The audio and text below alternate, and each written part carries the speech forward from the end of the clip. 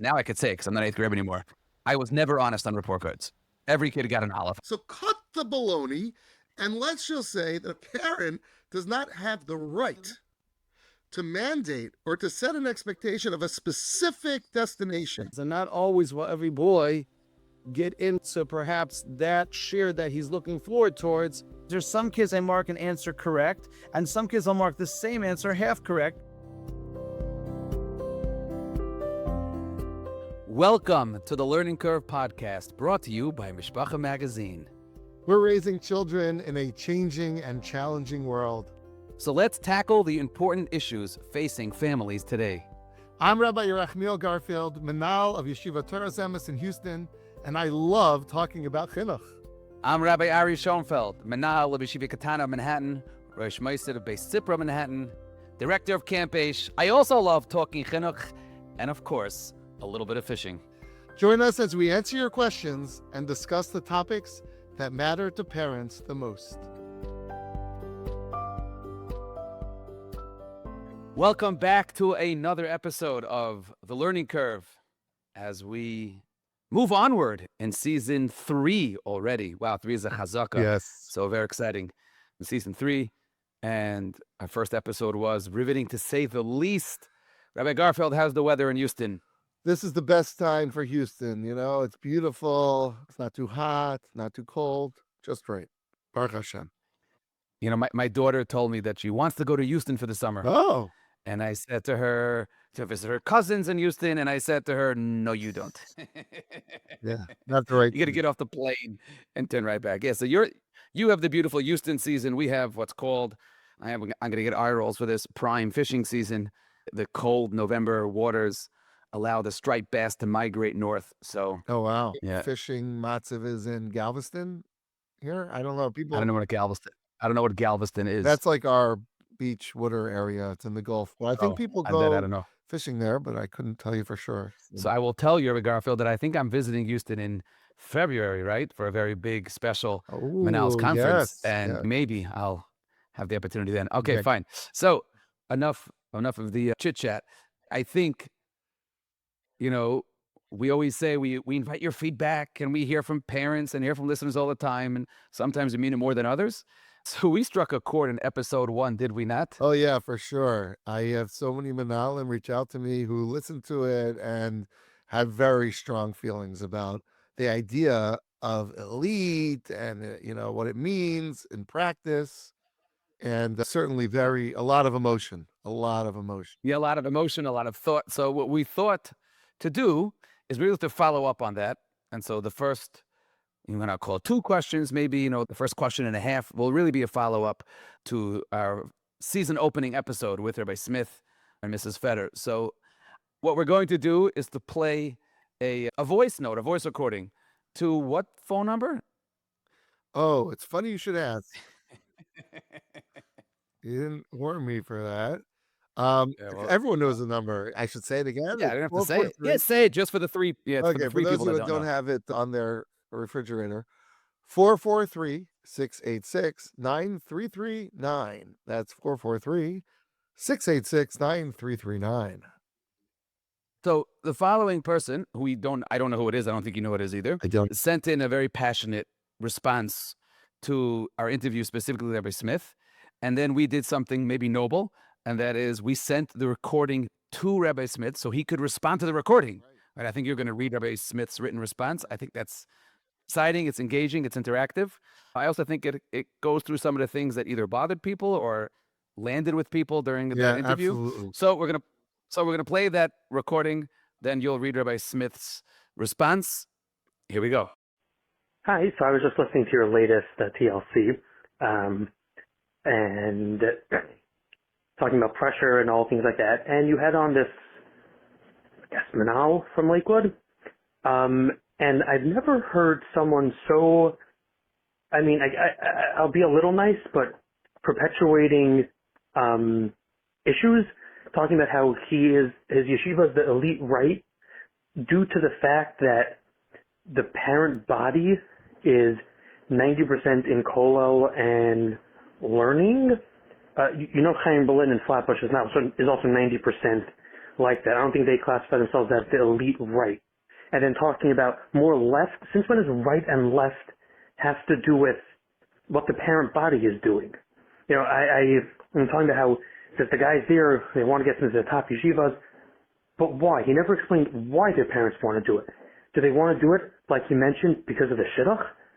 If yeshiva is such an elitist yeshiva, I want stats of how many of his guys are, you know, post-graduation and marriage or whatever, are still learning full-time in elitist places, giving the top shiurim in places. Because, you know why? I did not go to a elitist yeshiva. I went to a normal yeshiva in the tri-state area. And you know what? I have friends who were initially going to become doctors and everything, and they decided not to.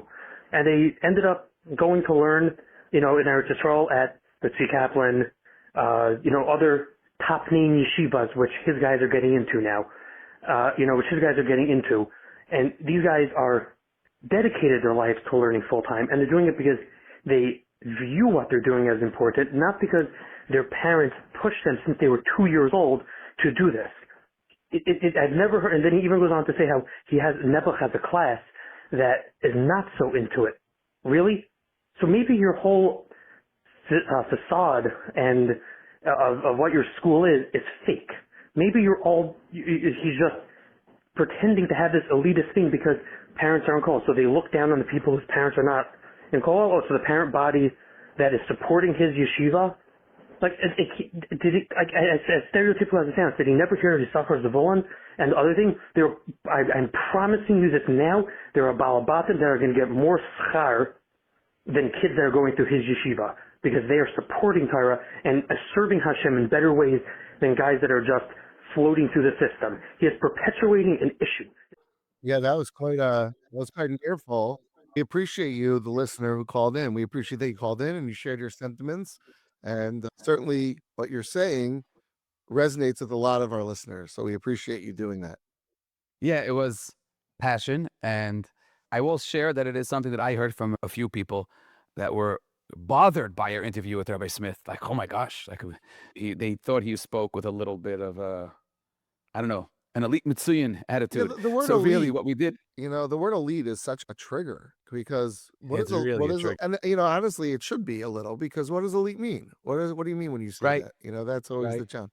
So let's read Rabbi So- Smith's response. As you mentioned, we shared the recording with Rabbi Smith, and he's a real mensch and very gracious, and he didn't react defensively at all. He said, let me try my best to be responsive, and he took time and wrote this up. So I will read it now. To the one who is very concerned, thank you for taking the time to share your feedback. I truly appreciate your honesty and the opportunity to clarify. When I use the term elite, it was never intended to imply that this is the only valuable path, nor chas v'shalom to look down on anyone who is not part of it. We all know that every yid is precious to Hashem, and that every bit of avodas Hashem, in whatever form it takes, is deeply meaningful and beloved.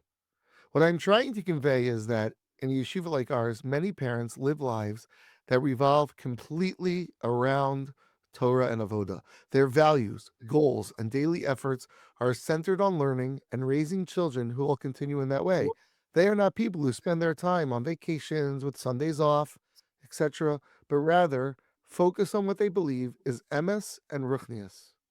Naturally, in such an environment, the academic or learning expectations might reflect those priorities more strongly.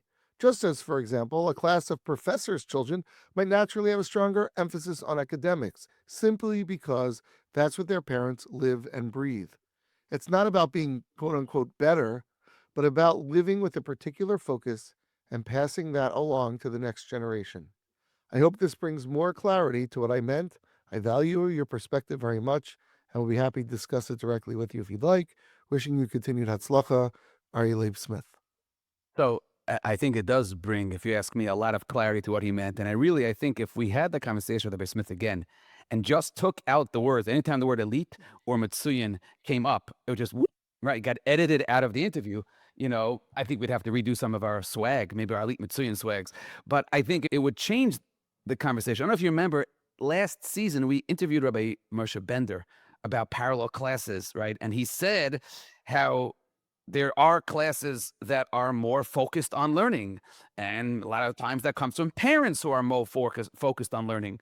So, the idea of a school culture valuing limud Torah more than other things, I will just share that there's a lot of yeshivas in Manhattan, in the Upper West Side, and in Riverdale, and a lot of different yeshivas. And when parents come to my school and they want to transfer from other yeshivas, I am very open and proud and clear with them that when you come to a yeshiva katana versus a day school, I'm speaking very generically, there is a value system and a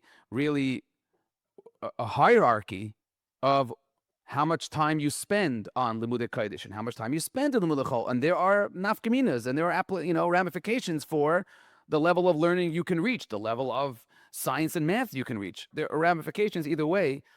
If that's all Rabbi Smith meant and that's what he's clarifying, the word elite mitzuyin doesn't have to appear in that conversation. You wouldn't consider yourself, I don't know the word elite, but in a sense, than a school that doesn't have the same focus as Yeshiva Katana Manhattan? I would never use the word higher. But I would use the word different. Yeah, but that's because you're being PC. But if you were really being honest and describing, I don't know Manhattan landscape, but let's say there's a school called Hebrew Academy Manhattan. And in Hebrew Academy Manhattan, they have boys and girls mixed, and they have less Limudei Kodesh, and the boys don't go off to yeshiva, they go off to co-ed high school. Right. So Yes. how would you describe the difference if you want to just be honest? That our focus and our More attention to learning Tardic. it will be in the amount of hours we spend learning. It will be on the value we give to learning. And yes, for lack of a better word, it'll be more Tardic. Your son will come out of 8th grade, obviously on a bell curve, with much more exposure to learning than he will if he's in Hebrew So Academy. I think what Rabbi Smith would say is that within Lakewood, where the standard is already like so much higher than in many of the rest of the country, could you be more Tardic within more Tardic? And he's calling that elite, but essentially he's saying we're even more Tardic than the Tardic should be Tardic. Yes, yeah. But I do think that so much of it is in the tone and in the message and the feeling that people get that, there's always nuance. You could say, what do you mean, lahavdil? So we're more Tardic than the conservative. Is that elite? In other words, within the Olam HaTorah, to start being nuanced and saying, I'm more Tardic than you, that's where people get uncomfortable. There are two issues that the caller really brought up, even with that background. Number one is, does that translate? Meaning, the assumption is that if they go to your Yeshiva Katana Manhattan, they are going to end up more Tardic than if they go to the Hebrew Academy Manhattan, whatever that is. Exactly. I think that the Hebrew Academy versus Yeshiva Katana, leave Manhattan out of it, because I don't want to get any. A Yeshiva Katana versus a Hebrew day school is not a nuance. Right. It's a fundamental different approach to life. Your life, exactly. So exactly. And what the caller was upset about was that he feels that Rabbi Smith and those that are in those type of yeshivas who feel that it's a black and white difference between their yeshiva and the more Balabatish yeshiva, the Balabatim who grew up in that yeshiva are very perturbed by that statement. Right. So the question is, what does Rabbi Schonfeld think? Do you think that in the end of the day, it is consequential? It is a big deal if you send to a uber Torah-dika place or you send to just a Torah-dika place? You think more guys end up in Prager's or wherever they're trying to end up? So how about this? How about we read the question that came in, for episode 2. Okay. Let's read the question that came in now, because it's kind of on this topic, and then we can go from there of how I think. I wanted to make another comment, though, before we leave this Rabbi Smith thing, and that is, and then we'll get to the question. The other comment was that even if it's true, but again, it's true. Okay, let's say that if you go to the uber Torah-dika place, your odds of ending up at the brisk or whatever the goal is higher. There's a I finish your sentence, Fear? Oh, no. Sure. No, I thought, no, finish, go. Okay. Even if that's true, it's against Torah Shkafa to say it and to act like it's true. And that, well, that's what I think the caller found appalling. Meaning, is it against Torah Shkafa to say that I'm firmer than you? You never say to other people, at least the people I know, the Gedolim that I've dealt with in my life, the great Rabbanim and people never said to me, they never used that language like, I'm the frumer, I'm the elite, I'm the besser. Like, that's just not how you talk. You might work on it, but that attitude is anti-chinuch. That's the second part. Just to share that if I would ever speak to parents about the difference between my yeshiva and a co-ed day school, I would never say we're better. Never. I tell it to our parents, there is a trade-off and there's a value system that you as a parent have to choose. Right. Do I want more of this? Do I want more exposure to Zionism or Right. art, sports? It's a value system. And I said, this is the value system in my yeshiva, and we're very clear about it. Right. But so maybe to that point. Right. Okay, now I'll read the question that will really lead this conversation further and, bring it to a little more practical. I was fascinated by the back and forth between the two of you and Rabbi Smith on school culture and what different yeshivas value. Putting all the fluffy aside, not sure what that means, what's the answer in a real world? As a parent of two young teenagers with very different abilities academically, how would you suggest we approach, on the one hand, celebrating and pushing our older son who is capable of a tremendous amount of Torah and will probably end up in a top Mesivta, while on the other hand, not having our younger son feel like a b'diavad? Well said. And I think when we were discussing with Rabbi Smith, this was what we kept, I think, pushing back at him, right? Was how could you be a yeshiva for ha-mitzuyan, right? For the mitzuyan, and yet celebrate the other kid, right? So to me, we might push, we had a little bit of a conversation about this now. I think this is the job of chinuch, and not just chinuch, it's the job of life, is to have values and to believe in the supremacy of Torah, in the chashivas. We stand up for an Adam Gadol. We give derech eretz to an Adam Gadol that we don't give to other people that are wonderful people. Mm-hmm. So there is an objective kavod and aspiration and chashivas and haracha, Rabbi Smith kept using, for limanat Torah, kinyan Torah, being a Talmid Chacham. These are our role models. These are our everythings. And yet at the same time, and this is, of course, so much easier said than at the same time, you can't just lip service, but you have to deeply appreciate, celebrate, and hold of everyone else. To me, I have sports in my blood, so I like to use sports as a muscle. But, the quarterback in football is by far the most important position in the game. By far. Everything is the quarterback. Lahavdil elf alpha avdelos, the quarterback is the Rosh Hashiva, right? That's a great. I hope they pull that one out for the opening. Opening as long line. as they keep the Lahavdil There you Panavas, right? And growing up, every kid wants to be a quarterback, right? And every kid wants a quarterback. And the offensive lineman, little huskier, a little bigger, not as fast. And the offensive lineman by the coach, yes, the quarterback is treated differently. The quarterback is the leader of the team.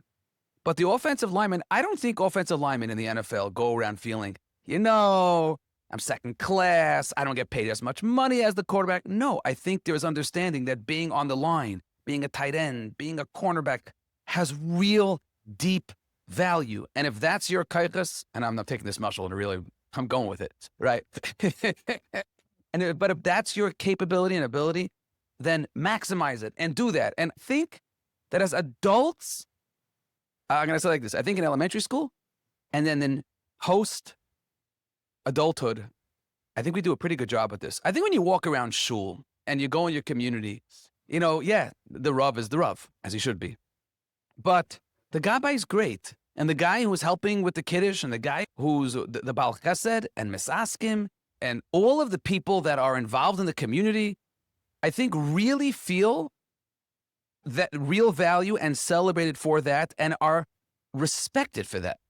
I think in elementary school, because maybe we don't have this image to present, most elementary schools, we're not acceptable. We don't have are you an Aleph, you're a Beis? Elementary school don't take kids based on their academics, usually.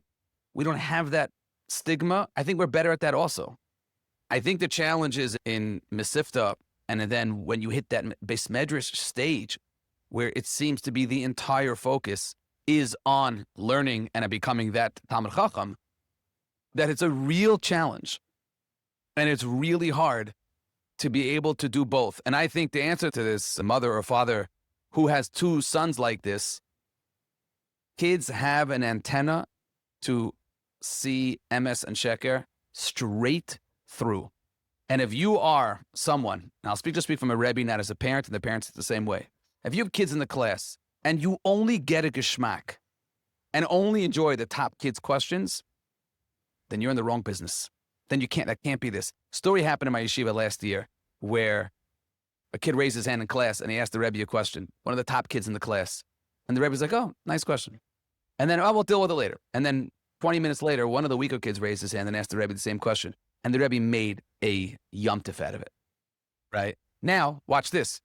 The superstar kid came over to break to the Rebbe and said, hey, that's not fair. Why didn't you do that by me? Okay? But my point is that if you can't appreciate that kid who's not academically inclined, let's say like your younger son, but is an incredible Bal Chesed, baker, singer, helper, whatever it is, if you don't appreciate it, Ba'asher Husham, who he is, then you're not going to allow him to maximize his koiches. And as a yeshiva, we have to do both. Rabbi Garfield will say, well, you have to pick one. You can't just say, I focus on both. There has to be a give. No. We have to do both. Go. Now, I did a very bad imitation of you. It wasn't a great one, I have to go. say. No, it's a fair point. I was just going to add, my thoughts are, we've talked about this before, but Rabbi Shlomo Hoffman's philosophy about how kids really sense how we feel in our heart. And, I was talking to a group of parents and I asked them, what do you think your kids would say about how you feel if they became a plumber? Would they feel that they disappointed you? These kids could be 5 or 10 or 11 or 15. But how would they feel if you told them? Meaning, what is their perception of how you would feel? And to know if, it's an avoda. What do you want the answer to be? Do you want the answer to be objectively, I'm fine? Or, well, listen, if you're kaichos with your hands and you don't have the ability, right? What do you want the answer to be? I think the only answer has to be, I accept you for who you are. I don't think there's an alternative as a parent. Because, again, you don't know at 11. But there are people, we're going to get like a letter from the Plumbers Association, right? But there are people that will, let's assume, you use but I don't want to, right. There are people that will say, well, really, my son has an ability to be a lawyer, a doctor, a Rashi. Let's say he really has that ability. I don't see it that way. I think we have to come to an understanding as parents that our job is to give our kids the best opportunities that we can for them. But ultimately, how they either choose or develop or their life evolves is going to be up to the kochos and experiences that we're able to provide for them. And we hope them. But it's possible for a child to choose and develop disappointedly. Yeah. What about a Rosh Yeshiva who should have been a plumber?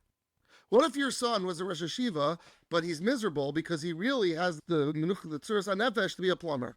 Do you feel bad about that? Oh, that you could live with because your covet is intact.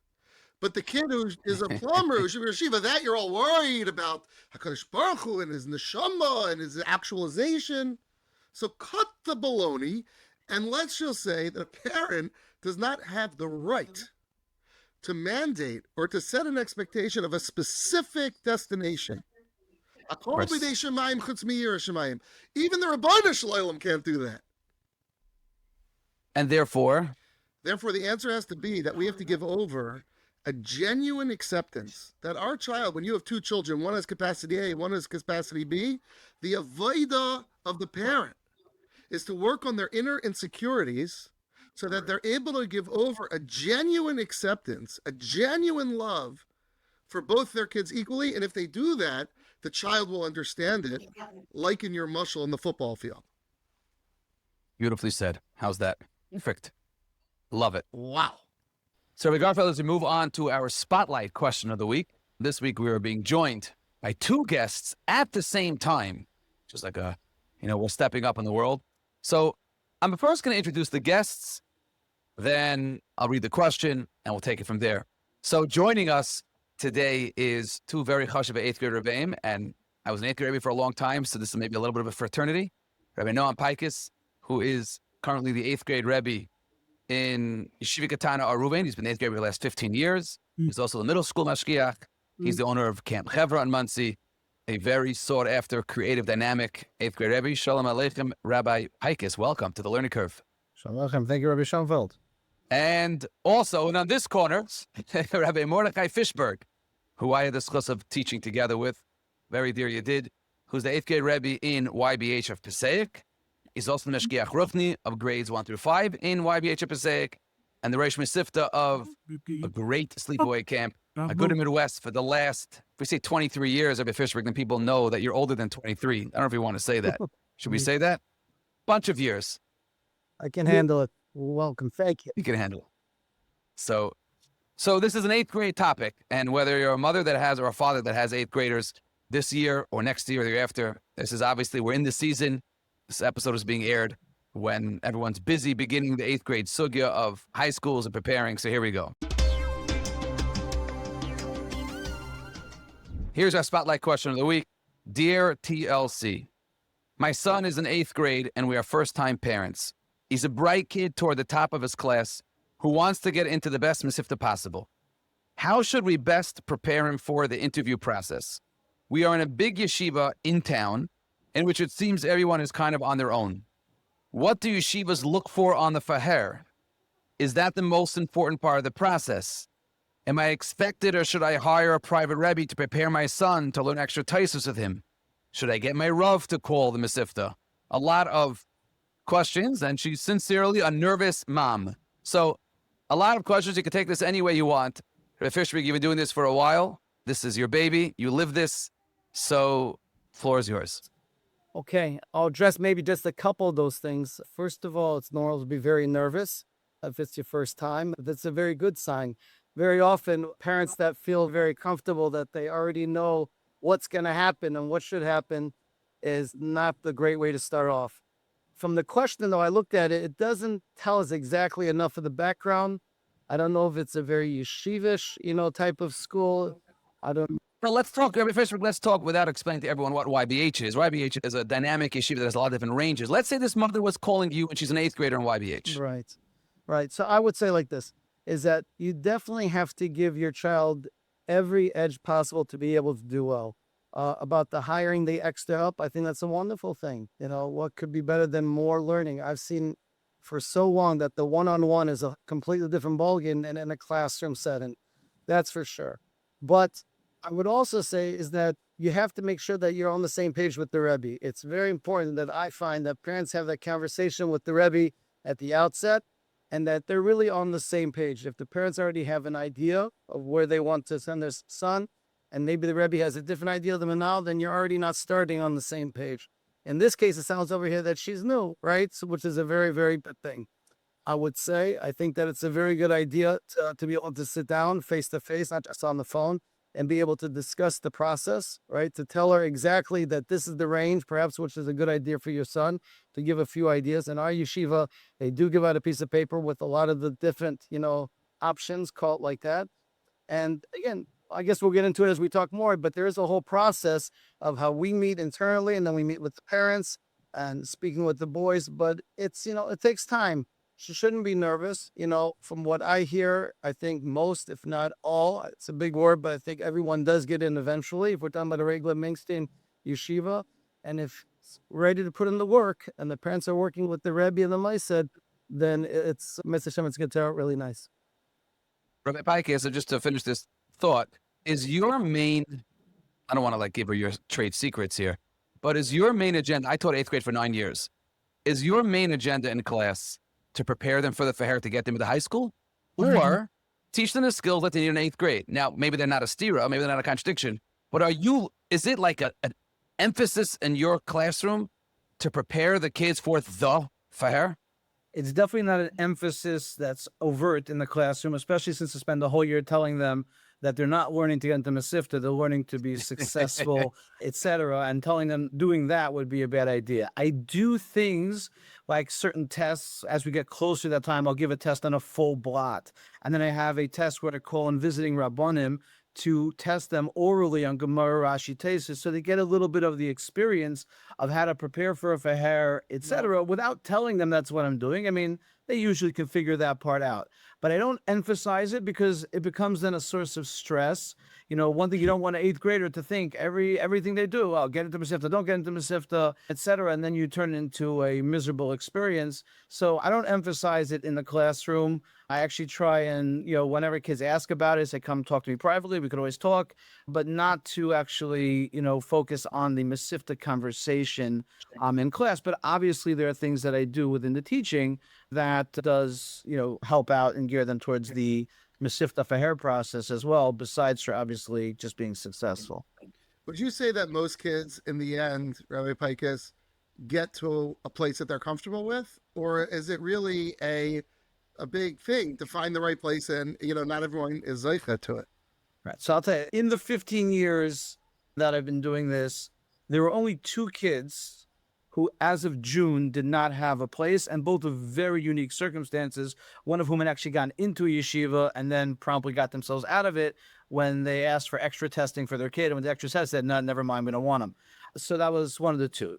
As far as getting into the place that they wanted, etc., I have found 90% of the time or more, if the kid really belonged in that yeshiva, and they when they run the process, they did get in. Now, obviously, there's some years where the crowd, it's a little more crowded, the field, for certain yeshivas, and therefore they may not have gotten to choice number 1, but very rarely have I found, at least with people who went about the process correctly, was there someone who got into a yeshiva that wasn't on their list. There may have been a couple kids disappointed again to number 1, but almost everyone, if not everyone, got into a yeshiva that was on their original list. Yeah, that's wonderful, right? Fishberg, do you have the same experience? Yeah, I do, to be honest. In fact, I think, at least our track record is that the kids almost, I can't give a percentage, but it's definitely very high, get into exactly where they want to get into. Maybe Amazing. it crosses over to, the shidduch problem that maybe, there's a lot of girls that maybe by the girls' school might be different, and by the boys, just putting that out there. I don't know. But it seems like, Wow. seems like it works. Wrong episode, different episode. It seems, though, that for the boys, for the high school, though, that it does work.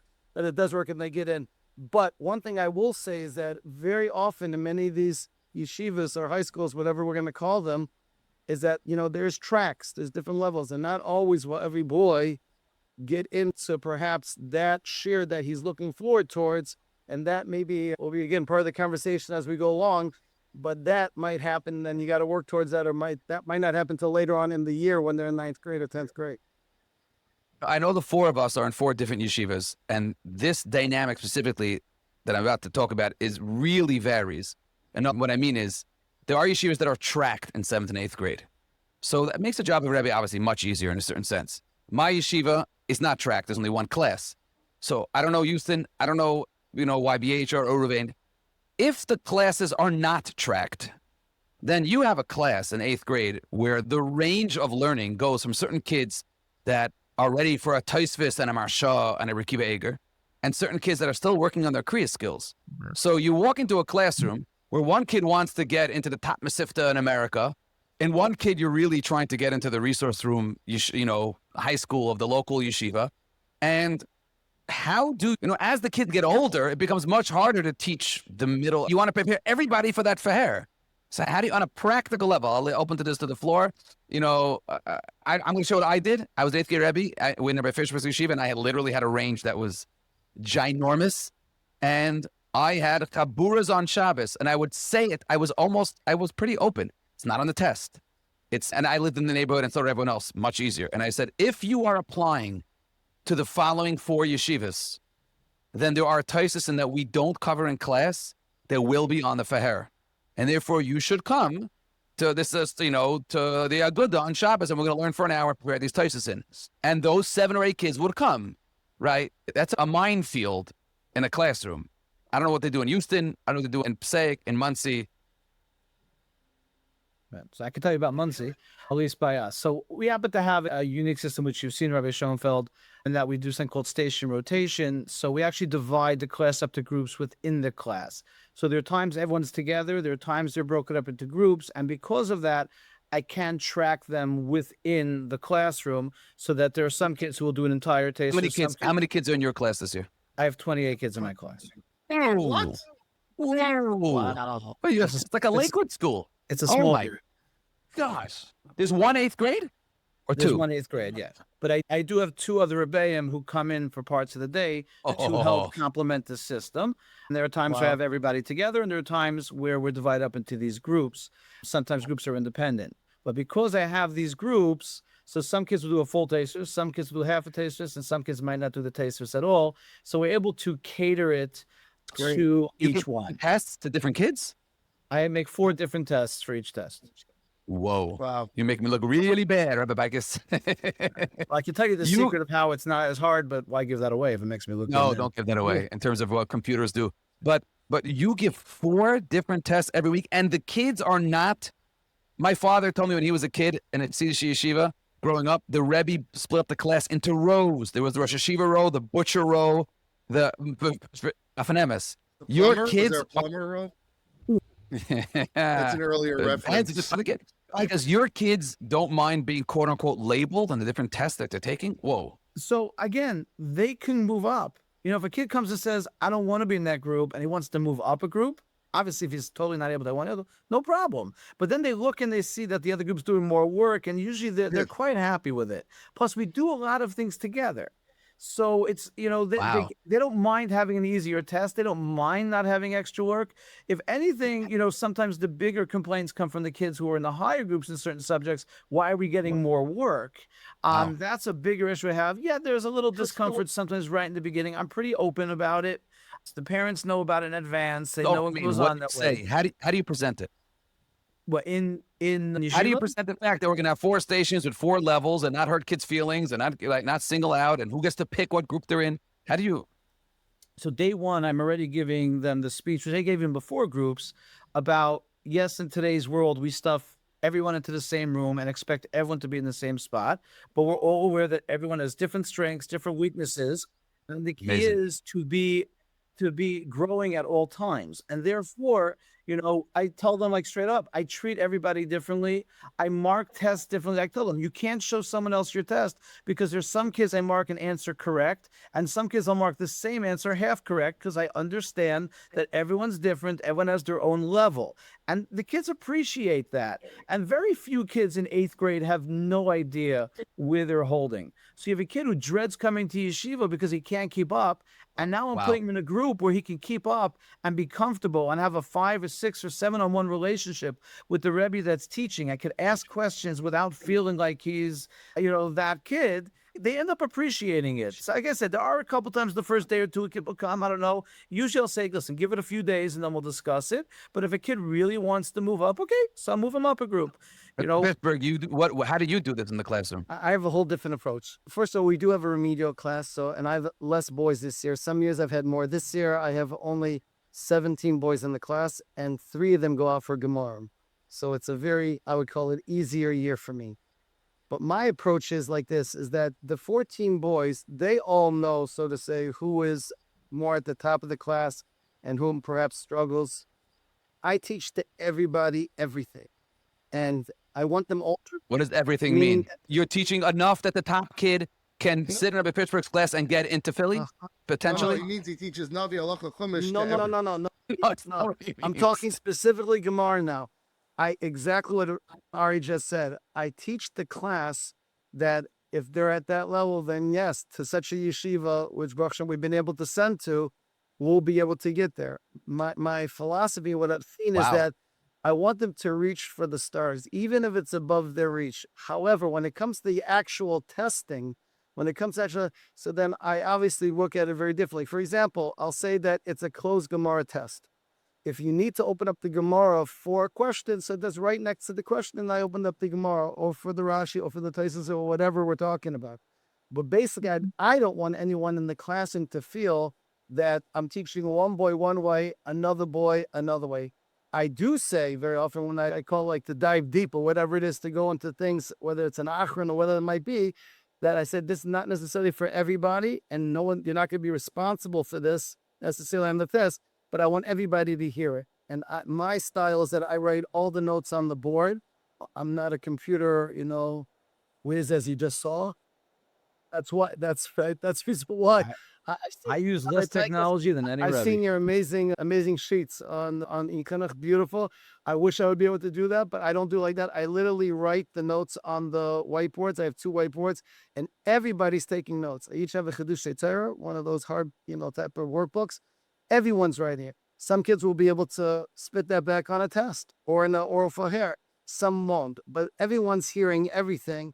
And that way, so to say, I make the classroom, I think, so like level.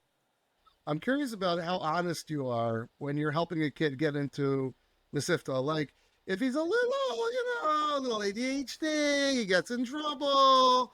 Like, do you really tell the manal everything? Or are you strategically judicious and hope that sometimes you have to sort of sneak him in? So I'll give my answer. I'm very honest with the Manalim because they know I'm honest.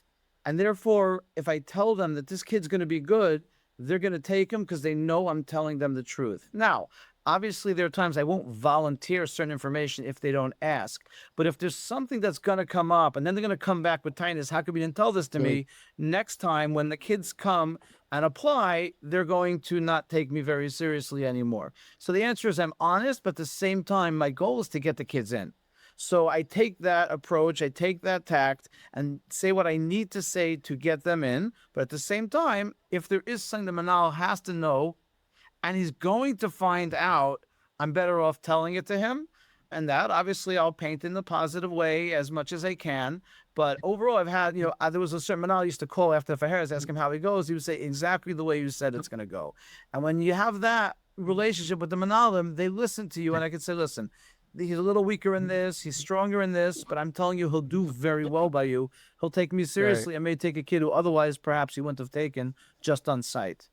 Just to share, when I was an 8th grade Rebbe, my biggest battle with my Heliga, assistant Manal, that now is I think the Manal Rabbi Perlstein, was report cards. Now I could say, because I'm not 8th grade Rebbe anymore, I was never honest on report cards. Every kid got an Aleph, everything. Like, we're supposed to get a base, you got an Aleph, like Aleph. And you would say to me, and I said, Rabbi Perlstein, I have one job and one job only. My kids have to get into Mesivta. And if the yeshivas are silly enough just to look at report cards, I'm not going to take obviously a kid at Gimel, give an Aleph plus, but I would way overrate report cards, always. So now that I'm not a Rebbe anymore, I could admit to that. So but in terms of that Nakuda, Fisher, I don't know how they still are in Passaic. Well, Rabbi Perlstein's still here, and I got to be careful because he might listen to this. But my approach is very similar to Rabbi Pikus. I happen to tell the boys that I'm going to be brutally honest with them. I said that I have a reputation. They're going to call me next year, and I got to be, straight on. However, when I do speak to them, I don't necessarily say the full picture. If they ask me, then I'm very honest and I say it. But I don't necessarily offer everything. Some questions are basic. Sometimes they get specific. Very often they'll call back after the interview, the Faher, and then they'll ask more specific, and then sort of say you can't skirt the issue. But I would say that, again, I think a big mandate of an 8th grade Rebbe is to make sure that every boy gets into a good Mesivta, a good yeshiva, like they want to. And therefore, not everything has to be said at the outset. It could be said a little bit later on the process. I would like to add, sorry, I'm sure, like I just said, that was thing. There is one yeshiva that on their application, they have a question. What is the Talmud's biggest chisaron? I have never filled out that question. I leave it blank. The question is pointless, etc. So same thing. I don't volunteer information that's not necessary. You'll find out his biggest chisaron. You want to ask me about him? I'll tell you about him. But you're going to find out his biggest chisaron. If you're a good yeshiva and a good rebbe, you'll find out. But I wouldn't answer a question like that. Wow.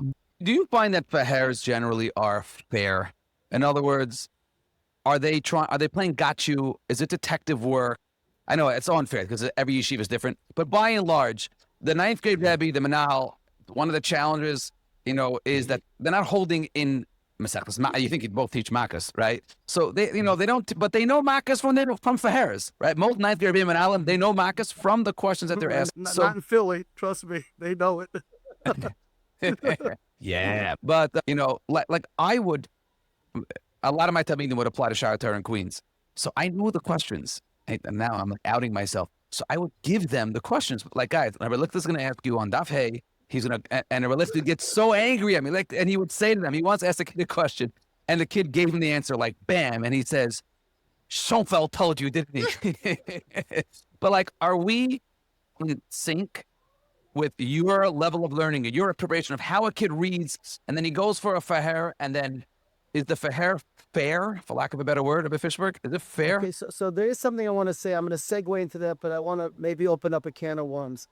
The way that I see the playing field out there is that there's really 3 different types of moistus. There's something which I would call a high school, something which I would call a Mesivta, and something which I would call a yeshiva. Whoa. Let me try to be accurate. Whoa.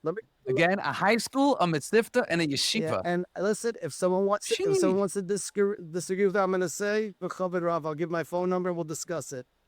I would say like this. They're all learning, and they're all academically strong. The Rebbeim today are amazing. I've seen a lot. I've heard a lot. It's wonderful.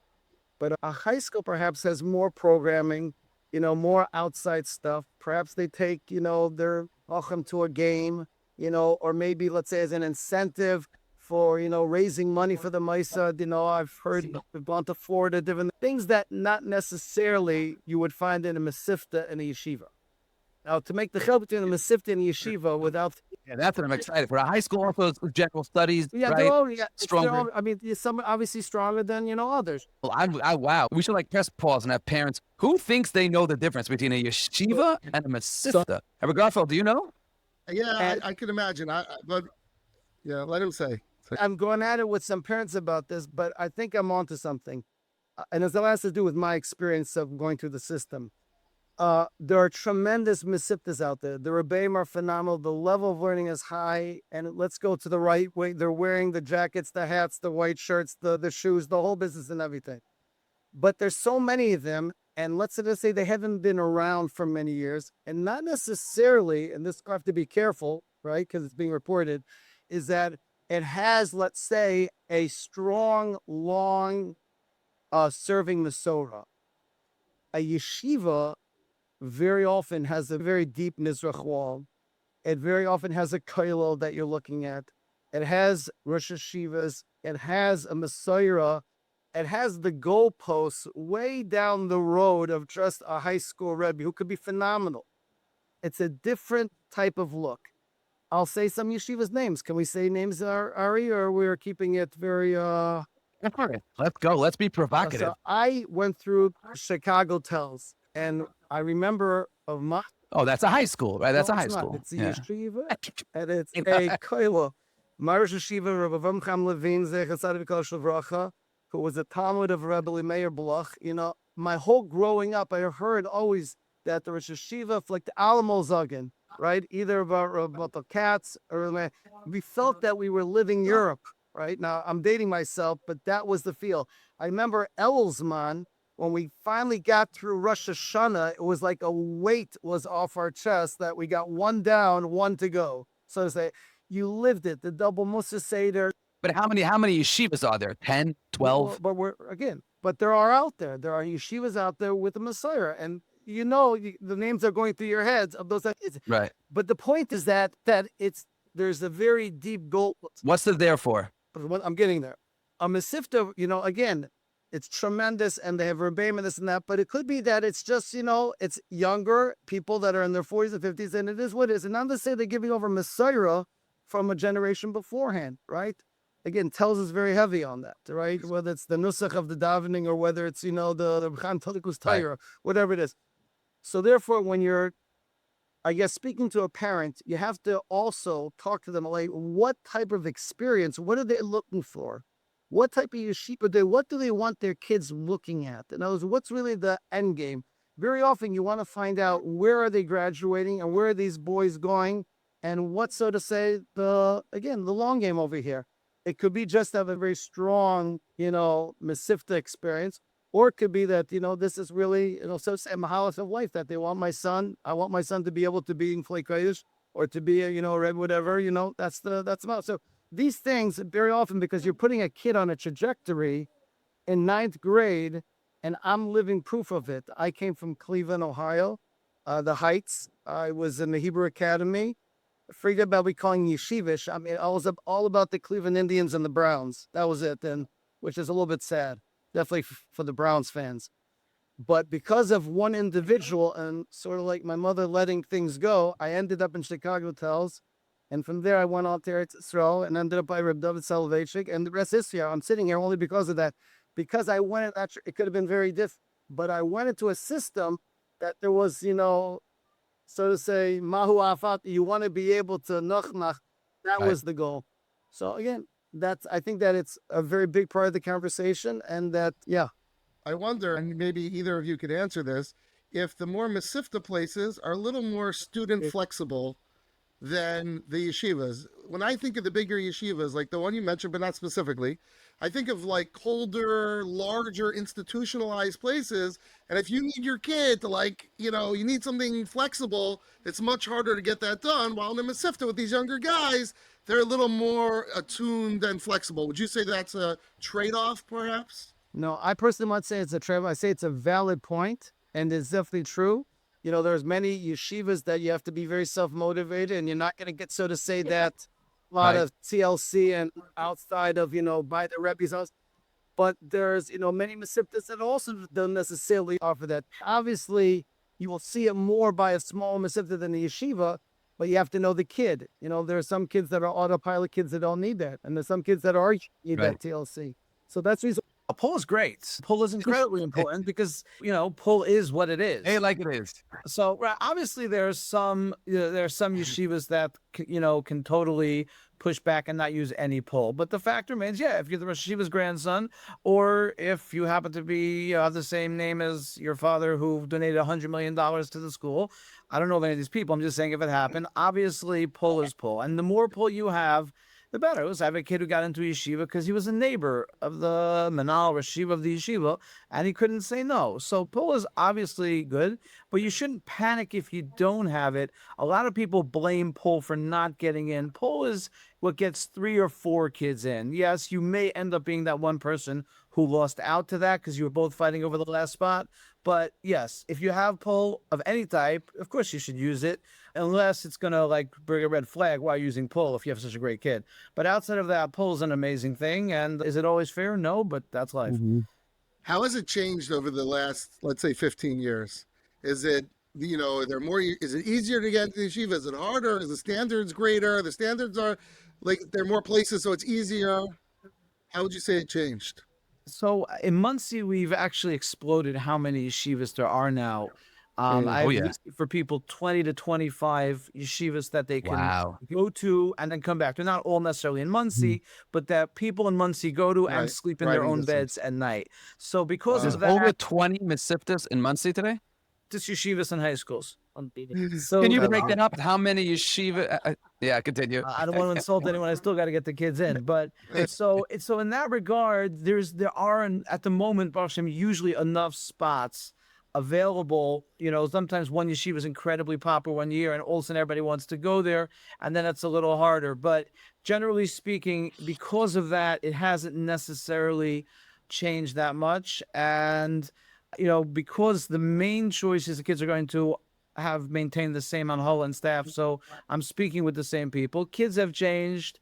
The world is just sometimes yeshivas change. Some yeshivas are able to just maintain exactly who they are and nothing changes. And there's some yeshivas that, listen, there are stronger classes, there are weaker classes, throughout. Sometimes I'll speak to the Rebbeim of other yeshivas in months to find out it's not just my class that was difficult this year, it's all the 8th grades. So there are times where just you have a weaker year, there are times where your yeshiva can have a weaker or stronger year. So I haven't found much of a change in my particular process. We do in YCOM, yeshiva time, that mock fahers, in which we literally, boys make believe. I put on my big beard or beard, and I make believe whatever manal, and I have each boy come in individually.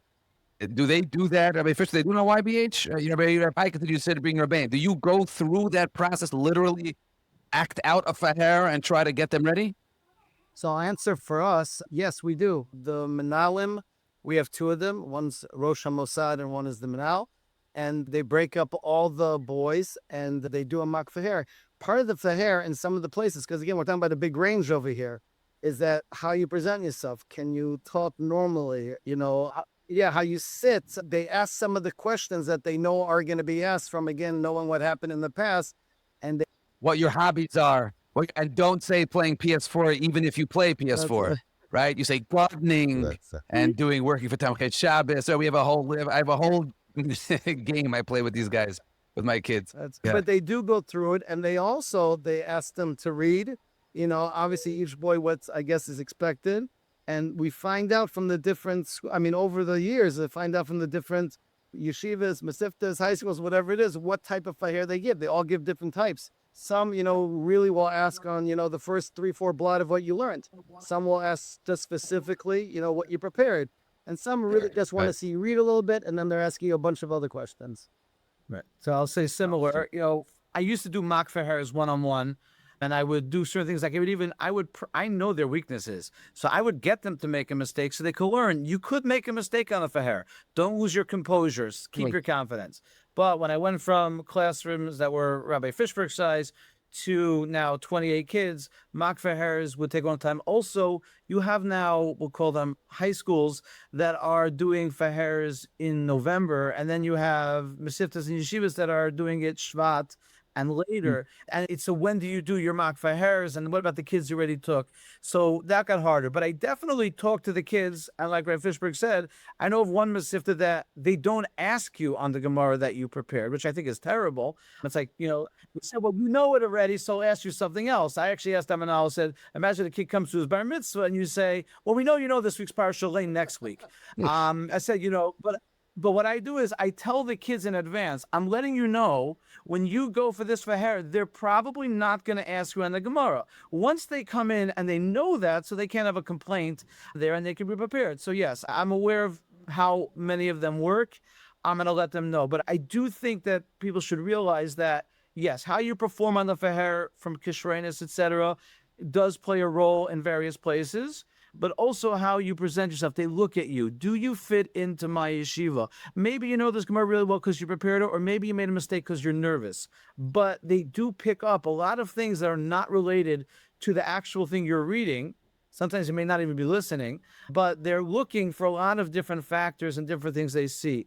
I also think that the faharas tend to be in a lot of places, maybe not the yeshivas, but the mesivtas and the high schools, to the advantage of the Talmidim, because obviously we speak beforehand and the yeshivas do their research, and they may have their minds 60 or 70% made up beforehand, and then a kid comes in and blows them away in the faher, and they're like, I like this kid. I see something there.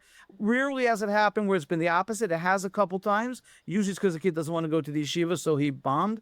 But very rarely has someone said, I don't know, you told me this kid's great, and he did terrible, because they spend a lot of time preparing. But I do know of multiple cases where kids got into yeshivas that perhaps it was tilted the other way because they performed very well in the faher. Is Houston similar? Or Garfield, this whole sugya, it sounds like that Manhattan and Passaic and Muncie, we really have similar. Our yeshivas have a certain common denominator. I think the three of our yeshivas. But is Houston, is this jiving with you? First of all, we have a local Mesivta named that by itself. I didn't call it that. It is called the Mesivta of Houston. And It's not a so I yeshiva. would say- Not a yeshiva. Say, Okay. I don't know. That's their name. I didn't discuss it with them. Well, what's their Messiah? I've officially, you're in trouble for this. Yeah. What's their Messiah? What's their... Philly. They're Philly Philly. boys. Anyway, but so I would say 90% or higher go there. So it really changed the dynamic a lot. And it's a whole different thing. Can you imagine teaching 8th grade where there's no pressure to get into 9th grade? So it's like, that's sort of what we're dealing with. There are Yechidim who want to go out of town, and we sort of help them individually. One of the things that I'm curious about is general studies. Do you find the Mesivtas want to know about how they behave or how they achieve in general studies, or it's like no one even cares? I'll let answer this question. Please don't answer. This is an illegal question, because the only thing that one of the only things that keeps my 6th, 7th, and 8th graders in Yeshiva Manhattan achieving and behaving is the threat of they're going to get you report cards. So the answer is yes. They look at report cards. They look at grades, look at behavior. That is the end of the sentence. Especially behavior. My experience has But been really, I'm sorry that I've seen that a lot of these Mesivtas, I got myself into something over here, whatever you want to call, they really know even beforehand what's coming down. I don't know how, but it seems like they're very well informed. Some of them are really, going after certain kids, early in the game. Some parents told me they get text messages very often. really, wow. Yeah, it's really something. So, again, like Rabbi just said, they sometimes can be blown away and therefore it can change. But I've seen in my experience that very often they know really what they're looking for. Report cards are not a real big deal. No, I wouldn't say that. They do look at it, and obviously there's a red flag. But for some reason, they seem to already know a lot even before they see that report card.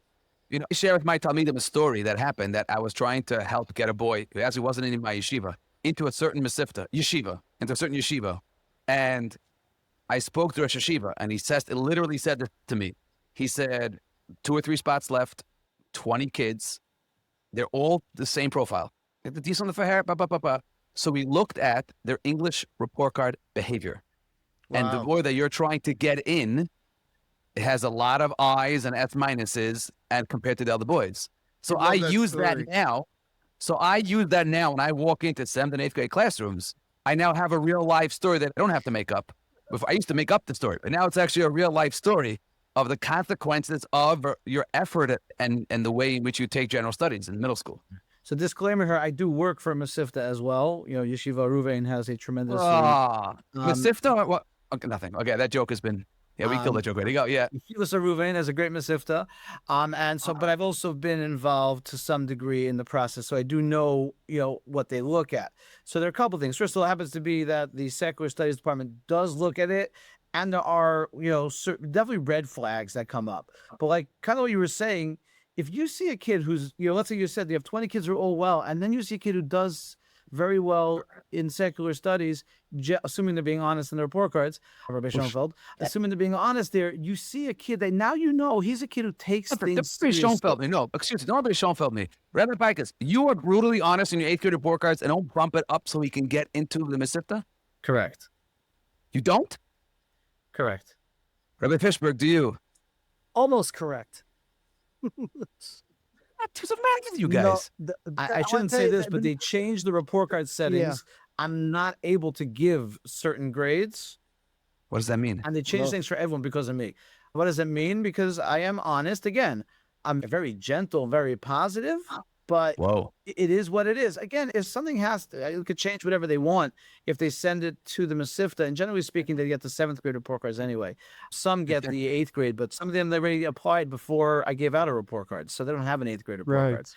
And Baruch Hashem, my Talmidim do well. I haven't had to give very many report cards that were disqualifiers.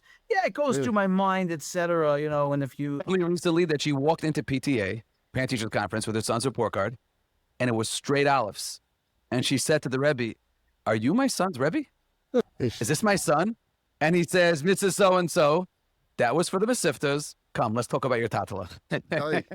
I think it's more risky when it goes the other way. The first time they get, I'll say what happened, straight gimmels come, I don't get it. The other band gave them straight olives. And then we fooled everybody, and then you're in the right spot. So I am honest. Obviously, it goes through my mind. But yes, my report cards are honest. But remember, I do teach to the kids, and most or all the kids do well. And if a kid's not doing well, he needs to go to Mesivta for a kid, who needs that extra work.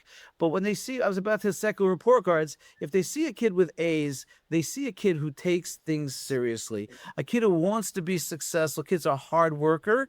And Mesivtas like those kids, and yeshivas, and high schools. Yes. Wonderful.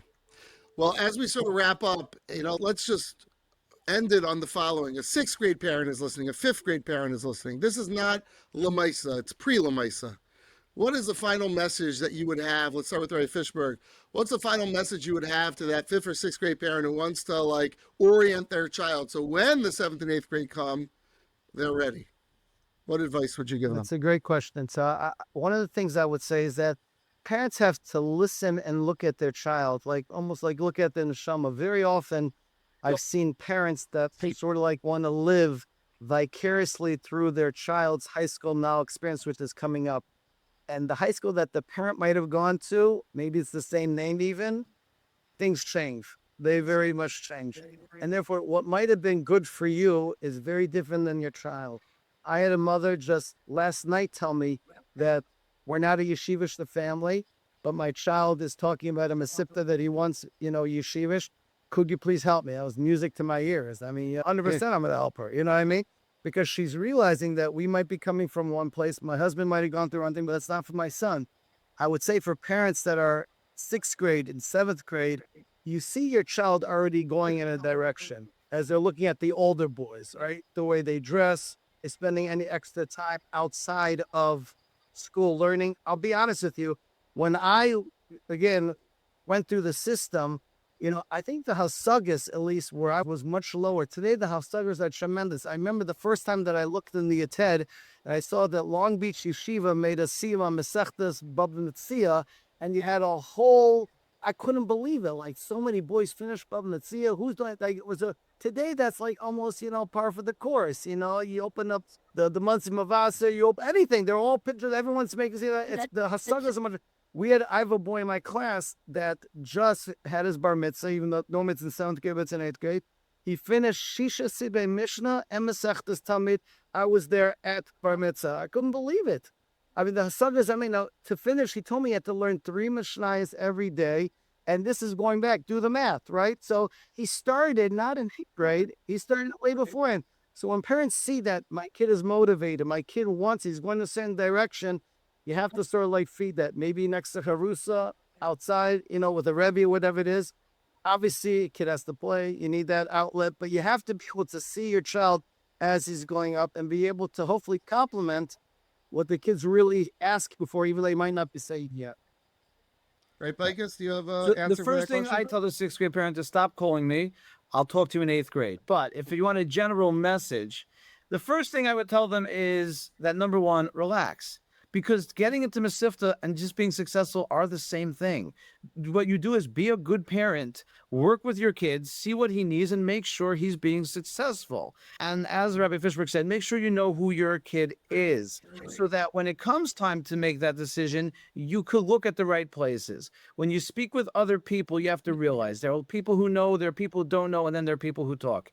So if you go to a parent who's happy in the Mesivta, they'll tell you they're happy. If you go to someone who's upset, they'll tell you that the yeshivas have fault. But if you go to the parent who's happy and you say, what are you happy about? And they'll tell you, oh, I love this and this. You say, oh, are those the things I'm happy about? Et cetera, et cetera. So in other words, that's how you do research. Trust the Rebbeim, and don't just yenta around and class chat it out. You're going to end up sending your kid to school where his friends are going, but they may not be the same kid, versus actually making a wise decision. And finally, you have to realize there's a goal and there's the first step. 9th grade isn't the goal, and too many people have tried to go to bris directly from 8th grade, if you excuse the metaphor, and you're not going there. It's what's the step that's going to get me to where I want to be? What do I want my son to look like when he's 20, when he's 23, and what's the best path to get there? And everyone has a different path, and we all tend to converge in the same 3 or 4 yeshivas by the time we're said and done, well, at least within certain, fields. Yeah. And therefore, what's the plan? What does your son need? In 11th grade, you can move. In base medrash, he'll pick a place. I think most of us probably had experiences where one of the places went to, whether it was 9th grade, 11th grade, base medrash, whatever, that ended up shaping us. So keep that in mind. Know who you are, know who your kid is, have a plan, just be successful, work hard, and don't stress out about it. Rabbi Garfield. Wonderful. Well, thank you both. I'm sorry to be mechilas kvoidcha, but I a little time on Rabbi Schonfeld. So if I could just, it's just the 4 of us here. So if I could just bring it out. Please. As hard as it is for me to allow that to go on, I'll make an exception. Okay. How can I help you, Rabbi Fishberg? Yes. Okay. There's a very big subject about this, which we didn't talk about. I thought that Rabbi Schonfeld would definitely bring it up. And that is the boy who might be entertaining going to an out of town, the dorming, versus dorming. And I don't think we could end this session without talking about that for a minute. So it's Rabbi Fishberg. I have now tinus on you, because this means that you don't listen to the learning curve, because we dealt with this extensively on a previous episode. Extensively. Fishberg's approach. So I'm just saying. So I'm totally listening to the out-of-towner from Cleveland to discuss the pros and cons of a dorm. But I'm just saying, if you were a real avid listener, you would know the sugya well. But continue, yes. I'm sorry, I was busy preparing my 8th graders for yeshiva. Okay, so I heard that again from a. Just as, by the way, people think the banter. Me and Fishberg are incredible dear Yetitim. We were parallel. We taught together. We sit Thursday nights and schmooze together. We do everything together. We talk about. Schonfeld treats his Treats Yedidim. his friends. Not get on his bad side. That's right. That's right. And Micah and I lived in Fallsburg together. That's right. And so you should know it's important to listen to everything Rabbi Schonfeld does. I was on a class trip once with other yeshivas, and a kid comes over to me. He's like, he heard my name being called. Are you Rabbi Pikus? I'm like, yeah. I'm like, well, excited, right? He's like, can you ask Rabbi Schonfeld to give me a shout out on Night Seder America? So because I was mentioned, Night Seder America, that's how I became famous. We'll edit this entire session. But yeah, go ahead, Fishberg, go. Okay. Yeah, no problem. So I think like this again. I heard that Rav Shmuel, Kamnetsky, he said that I guess unless there's a real exception, a boy should be at home till Right. he's 16. I think that's what they've said. Maybe it was in a term of circumcision, whatever. I heard that myself from him on multiple Okay, occasions. very good. So obviously, one of the Gedolei Dor, who am I to say any different? But however, from again my experience, what I've seen is that every boy's different. Every boy's a parsha. Very often, to go out of town is really a big answer. There are many amazing Mesivtas, amazing that are out of town and that do a phenomenal job. That has to be a conversation also with the parents, with them now, with the Rebbe. One mother recently just told me, she said she cannot send her son out of town whatsoever. She can't part. Another mother told me that last year, I guess we were successful to let it happen, and he went. And it just took her a few weeks to all of a sudden get over it. The kid is thrilled. She's thrilled. It's just that Right. initial. So again, it has to be a conversation. And for the right boy, it is the right decision. And obviously, it's not the right. I've heard from Shmuel Kabinetsky myself on a phone call that he said the best yeshiva is the hybrid. This was a boy that got into Philly. He told him not to go to Philly because it's a dorm. And he said, if you have Shalom Bayis, but he's a yeshiva that you can go to dorm during the week, but you can go home for Shabbos. Maybe you come one, you have the best of both worlds. So there's a lot on the dorming suga. But yes, I think parents have this automatic knee-jerk reaction that dorming is like the most dangerous thing in the world, and it's horrible, and exposure, and there's no accountability.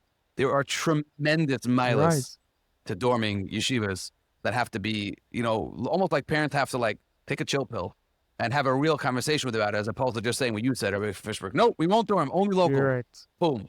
End of conversation. Right. I think dorming overall is more of a personal conversation than a general conversation. The only thing I would agree here is that if I was listening, if the Rebbe mentions it, so consider it. In other words, don't close anything out of the realm of possibility. As far as whether it's the right idea, who it's for, who it's not for, I think that's generally a private conversation, Rebbe and parents, etc. All right, wonderful. Well, thank you both. This is really great. And both of your Talmidim in your respective schools and communities are very lucky to have you as Rebbeim and advocates and advisors, because it certainly makes a big difference. You have great batting averages.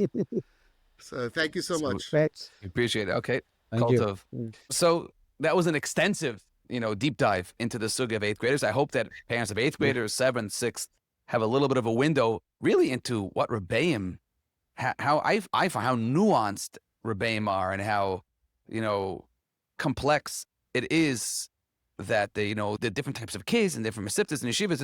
It's an art to be an eighth grade Rebbe, to try to help parents navigate that high school scene, the Mesivta scene. We spoke to two superstars. I hope that my Rabbi Schuster in Yeshivat Manhattan is another superstar. But this was, I think, a very revealing and refreshing conversation to hear how just like on every single topic and every point, eighth grade Rebbeim are today. And it was very optimistic, because they both said that most kids, by majority, the large majority of kids, end up where they need to be if you do it right. Right. And so that's encouraging, Yep. All right. Well, thank you so much for joining us on another episode of The Learning Curve. We always ask our listeners to share with us their feedback, their thoughts, and their questions so we can feature them. Two ways to do it. One is sending us an email at thelearningcurve@mishpacha.com. Spell it out, thelearningcurve@mishpacha.com. Or alternatively, you can leave a voice message. The number to leave that message is 443-686-9339. That's 443-686-9339. Until next time, Rabbi Schonfeld, it's always a pleasure. Take care, Rabbi. Bye-bye. All the best.